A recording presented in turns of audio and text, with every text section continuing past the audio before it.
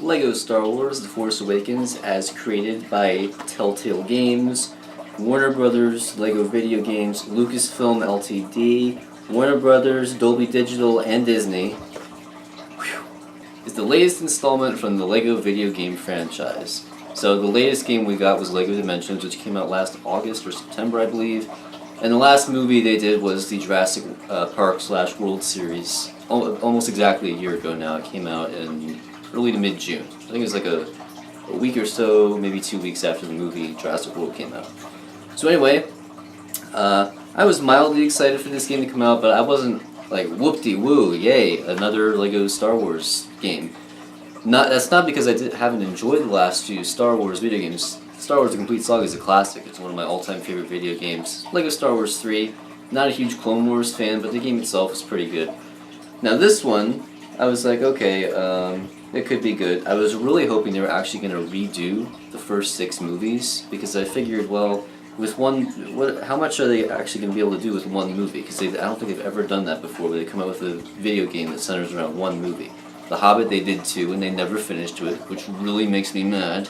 Of course, Lord of the Rings had 3 movies, Star Wars had 6, the Clone Wars had many, many different episodes, Pirates of the Caribbean had 4, Jurassic World had 4, and, well, this is only 1. So I was a little worried, especially after I found out that they were not going to redo the other movies.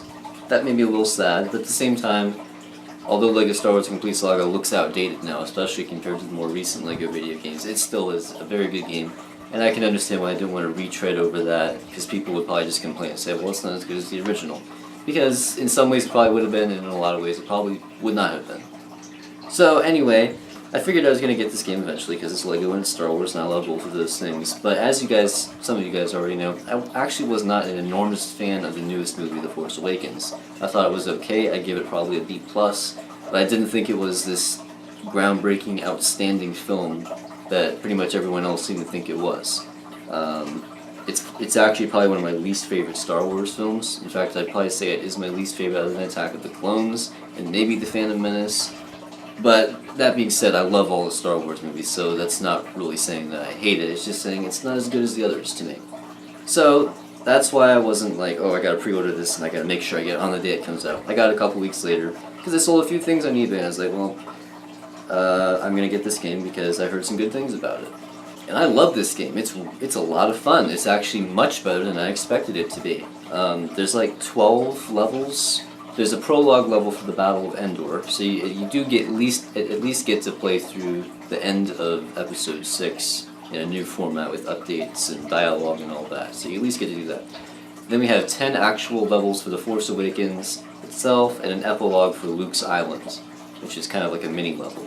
In addition to that, we have several extra bonus levels, that go back in time to between episodes 6 and 7, where you get to see what the characters are doing before the events of The Force Awakens. I haven't played through all of those yet, but the ones I have played, they're a lot of fun. In fact, some of them are more fun than the actual levels of The Force Awakens. And one of the coolest things about this game is that the actors from The Force Awakens film actually recorded extra dialogue for the video game, including Harrison Ford. And we all know Harrison Ford's kind of a grumpy guy that really wants his paycheck to be high. So that was pretty cool they got him to do that. And he even says silly things like Wookiee cookies. I don't know how they got him to do that, I really do not. They must have given him an enormous paycheck. But as for the game itself, you're going to get some classic Lego Star Wars elements, or just Lego video game elements in general. You're going to run around and you're going to break stuff to collect studs, and you use those to buy characters and upgrades and extras and all that. But what's new in this game? One of the really cool things is the new blaster battles. Every once in a while you'll come up to like these barricades and you hide behind them, and then you press a button and you like jump out and shoot the stormtroopers and stuff. That is completely new to the Lego franchise, and it is awesome. Lots of fun. Probably my favorite new upgrade is the dogfights. They are exceptional. A lot of people are saying it's better than non-Lego Star Wars video games, including Battlefront. People are saying this game is way better than Star Wars Battlefront, which I have not played. I'm disappointed that I don't have the console I can play that on.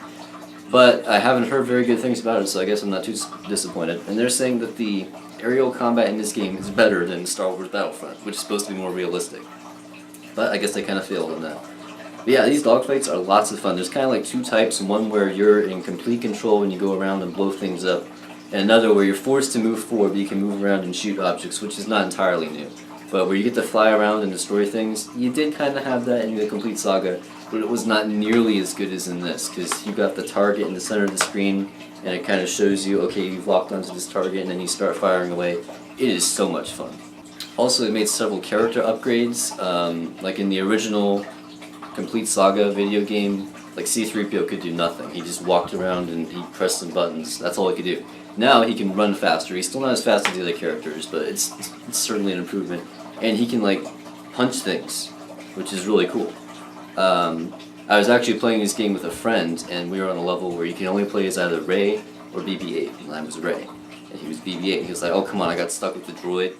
And then after a while he's like, you know, this is fine, because then after a while you could play as a couple of other characters, and he was like, I'm gonna be BB-8 because this is fun, because BB-8 can destroy things, he can like power through objects and destroy them. So they've definitely made upgrades to characters, especially the droids, which is definitely a welcome change. Another thing I really like is that in addition to collecting gold bricks, which unlock these special bonus levels, you also can complete new missions that also give you gold bricks and stuff. But another collectible in this game is Carbonite. Like this guy right here. You know, Han Solo and Carbonite. And when you collect these, you go to a special room on Dakar. I think I said that right, where the Resistance base is located. You go to this room and you melt the Carbonite, and then you get classic characters from the prequels and the original trilogy. Like so far I found like original Princess Leia and original Admiral Akbar. I believe you can also find like classic Boba Fett and Queen Amidala and stuff. Now you're not going to find all the characters you want, because for that you have to buy DLCs, which on the Wii U and most other consoles you cannot get. You can only get it on the Xbox, the newest Xbox One, and on the computer I believe. Which I would have gotten it on the computer, but I do not trust Steam or any other thing, because last time I downloaded something, it was a complete and utter disaster. So I'll never be doing that again. At least not until I get some amazing computer. That being said, you already have like 250 characters you can play as, which, I mean, I think that's plenty. There's definitely some cool characters in the DLC that you cannot play as in the game by itself. But with 250 characters, including J.J. Abrams, I mean, come on, I think you got enough there. Especially if you don't have those other consoles, like me, and you want to play it on the console you already have. So, let me go ahead and give this game a rating.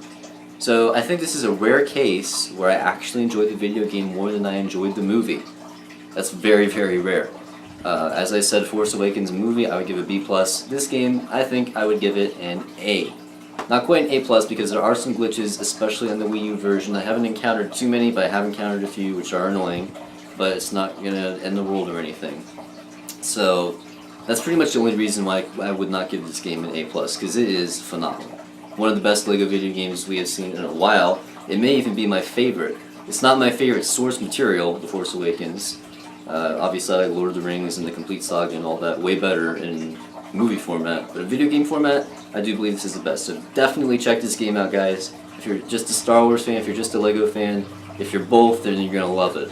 But even if you just like dogfights and stuff, if you're not into LEGO or Star Wars, you may still have some fun with this game. I don't know. Definitely check it out. I believe the Wii U version may be the cheapest out of that or the computer, so that's also definitely a nice bonus if you have the Wii U. Got a couple more LEGO Star Wars reviews coming out in the future, also LEGO Minecraft. The BB09 Files season finale comes out on August 3rd, so make sure you stay tuned for that. I believe it is the best episode yet, or at least in the top 3, so I hope you guys are going to enjoy that. And a few other surprises coming to the channel as well, and some normal stuff. So, stay tuned for all that. Thank you so much for watching. If you did enjoy, please leave a like. Subscribe if you haven't subscribed. Tell your friends, share on all the social medias. And I will see you next time. Goodbye. Oh, wrong franchise.